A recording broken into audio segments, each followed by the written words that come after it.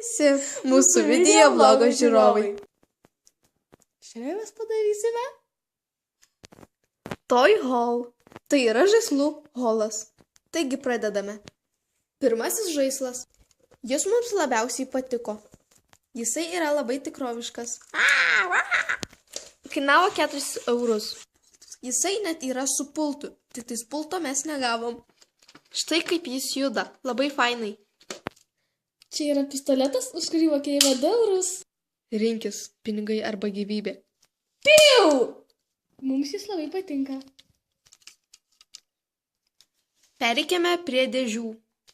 Kitas žaislas yra kartuvės. Už jį mokėjome 20 eurų. Štai kaip jis atrodo išpakuotas. Štai kaip jis veikia. Mums jis labai patinka. Antroji dėžė. Kainavo 30 eurų. Štai kokios jo sudedamos dalys. Štai kas buvo pakuotėje. Smėlis. Instrukcija. Švirkštas vandeniui pakeisti. Ir žarna. Pagaliukas. Durelės uždarimui. Čiuk, čiuk, čiuk, čiuk. Lupa, per kurią labai gerai matosi. Žuvų kiaušiniai. Žuvų maistas. Indelis. Viskas. Termometras ir akvariumas. Pereikime prie trečios dėžės. Ji kainavo 30 eurų.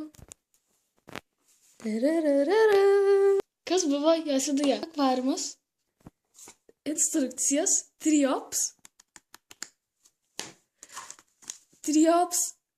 Ikrai. Pincetas. Šaukštelis arba irklas. Švirkštas ir žarna vandenį valyti. Pipetė. Ikrai. Maistas čia.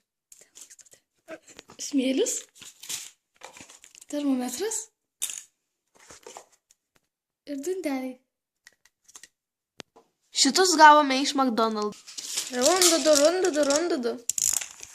Brrr. I still love you, I still love you, I still love you.